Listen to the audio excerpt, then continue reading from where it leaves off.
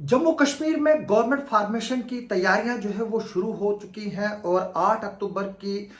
Counting से पहले ही political parties ने जो है गठजोड़ की पॉलिटिक्स जो है वो शुरू कर दी। इस सिलसिले में बीजेपी के खेमे से खबर आ रही है कि बीजेपी ने जम्मू कश्मीर के 13 टॉप बड़े लीडर्स को जो है वो दिल्ली सम्मन किया है, जहां पर कल यानी कि शनिवार को 5 अक्टूबर को जो है वहां पर मीटिंग होनी है। और ये मीटिंग कोई और नहीं ले रहा है, बीजेपी के नेशनल प्रेसिडेंट जेपी नड्डा जो है वो इस मीटिंग को जो है वो चेयर करेंगे। और ये मीटिंग बताई जा रही है कि बीजेपी के जम्मू कश्मीर में सरकार बनाने को लेकर मीटिंग होगी और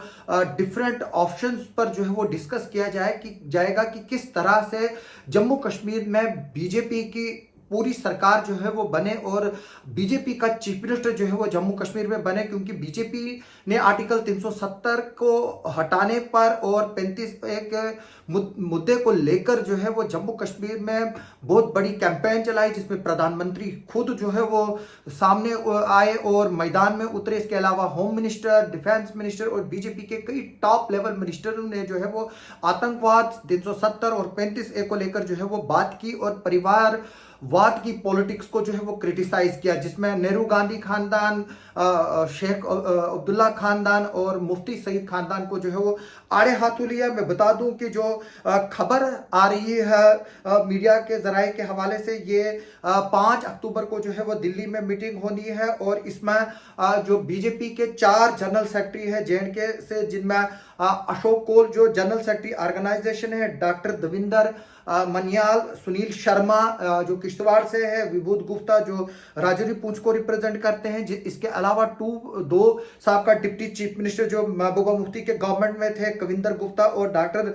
निर्मल सिंह। इसमें जेएंडके के जो बीजेपी के प्रेसिडेंट है रविंदर रैना, और उसके अलावा वर्किंग प्रेसिडेंट सत शर्मा और जो वक्फ बोर्ड की चेयरपर्सन है डॉक्टर दरक्षा इंद्राबी, वो जो है मौजूद रहेगी इस मीटिंग में। इसके अलावा देविंदर सिंह राणा जो पहले नेशनल कॉन्फ्रेंस में थे, उमर अब्दुल्ला के काफी करीबी थे और देविंदर राणा का एक एम रोल बनता है इसमें, अगर नेशनल कॉन्फ्रेंस के जो लोग हैं अगर उनको तोड़ने की बात की जाए, कल को अगर जरूरत पड़ती है अपने साथ जोड़ने के लिए, देविंदर राणा का जो इसमें एक एम रोल रहेगा, वो भी मीटिंग में शामिल होंगे। राम माधव जिनको जेएंडके का स्पेशलिस्ट कहा जाता है, और राम माधव ही वो शख्स है जिन्होंने पीडीपी और बीजेपी के अलायंस को जो है वो हतमी शक्ल दी थी और उसमें एजेंडा ऑफ अलायंस में जो है वो कंप्रोमाइज किया था। जेएंडके के जो प्रभारी है यानी कि जेएंडके के जो इंचार्ज है बीजेपी की तरफ से तरुण चुग, इसके अलावा जो सह प्रभारी और अशोक सूद है, आशीष सूद है, माफ कीजिए, वो जो है वो उनको बीजेपी ने जो है वो बुलाया है दिल्ली में, जहां पर 5 अक्टूबर को यानी कल जो है वो एक मीटिंग होगी जम्मू कश्मीर को लेके, जिसमें को जेपी नड्डा जो नेशनल प्रेसिडेंट है बीजेपी के, वो चेयर करेंगे। और मैंने जैसे कि बताया कि जो अखबारों के जराये के हवाले से खबर है कि ये मीटिंग जो है वो जम्मू कश्मीर के इलेक्शन के लेकर है, जम्मू कश्मीर के सरकार को बनाने को लेकर है, इंडिपेंडेंस को जो है वो अपने साथ जोड़ने की बात को लेकर है। जैसे हमने आपसे कुछ देर पहले ये खबर बताई थी कि बीजेपी की जो टॉप लीडरशिप है, उन्होंने जो पोटेंशियल इंडिपेंडेंट कैंडिडेट्स जो जीतने के उस पे है, उनसे ऑलरेडी जो है वो राब्ता करना और शुरू कर दिया है और उनके साथ लिंक जोड़ने की जो है वो कोशिश की जा रही है, ताकि उनको अपने साथ जोड़ा जाए, अपनी हिमायत में लिया जाए।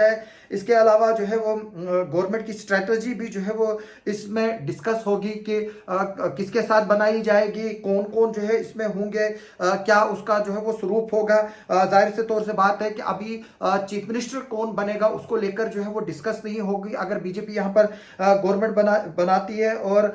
इसके अलावा हमने ऑलरेडी बताया कि राम माधव जो है वो ऑलरेडी जो है मिशन कश्मीर पे लगे हुए हैं, क्योंकि राम माधव के काफी लिंक्स हैं कश्मीर में। और जैसे कि मैंने पहले ही बताया कि वो पीडीपी के साथ जो अलायंस था उसके जो है वो मास्टर रहे हैं और आर्किटेक्ट रहे हैं उसके, इसमें जो है वो ये भी बताया जा रहा है कि इंडिपेंडेंट के साथ किस तरह से अप्रोच किया जाएगा और इंडिपेंडेंट कौन से ऐसे हैं जिनको अपने साथ लाया जाएगा। अभी जो है वो कश्मीर में और जम्मू में बीजेपी की नजरें जो है वो इंडिपेंडेंट कैंडिडेट्स पर है और बीजेपी एक्सपेक्ट करती है कि उनको 30 से ज्यादा जो है वो यहाँ पर सीटें आएंगी। अगर बीजेपी को 30 सीटें यहाँ पर आती है और अगर हम बात करें जो 5 नॉमिनेटेड सीटें हैं जो लेफ्टिनेंट गवर्नर के हक जो पास जो एक प्रोविजन है, अब ये देखना है कि क्या वो गवर्नमेंट की फॉर्मेशन के बाद वो नॉमिनेशन होंगी या 8 अक्टूबर के रिजल्ट आने के बाद ही साथ में ही जो है वो नॉमिनेशन होगी। क्या वो नॉमिनेशन चीफ मिनिस्टर की रिकमेंडेशन पे होंगी या गवर्नमेंट जो लेफ्टिनेंट गवर्नर है वो होम मिनिस्ट्री की रिकमेंडेशन पर या अपनी ही रिकमेंडेशन पर वो नाम जो है वो डिसाइड करें, जो लोग जो रिप्रेजेंटेटिव जो है वो भेजते हैं। अभी इसमें जो है वो पूरी तरह से खुलासा नहीं हुआ है, लेकिन बीजेपी की कोशिशें जो है वो जारी हैं। जो इंडिपेंडेंट्स हैं उनको साथ लेकर यहां पर सरकार बनाने की, जैसे कि मैंने पहले ही बताया कि जम्मू कश्मीर में 90 सीटें हैं, 43 जम्मू डिवीजन में है, 47 जो है वो कश्मीर डिवीजन में है और 90 के हिसाब से अगर हम सीटों को ले तो 46 जो है वो जरूरत पड़ती है सिंपल मेजॉरिटी के लिए, जबकि अगर हम 5 सीटें और जो है वो जोड़ें उसके साथ तो फिर 48 सीटें जो है वो जिसके पास होंगी वही जो है वो सरकार बनाएगा यहाँ पर। अभी पहले ये देखना है कि 8 अक्टूबर को जो काउंटिंग होनी है जम्मू कश्मीर और हरियाणा की, उसमें किस तरह से रिजल्ट आने हैं। कल हरियाणा में भी जो है वो पोलिंग है और वहां पर बीजेपी की गवर्नमेंट है और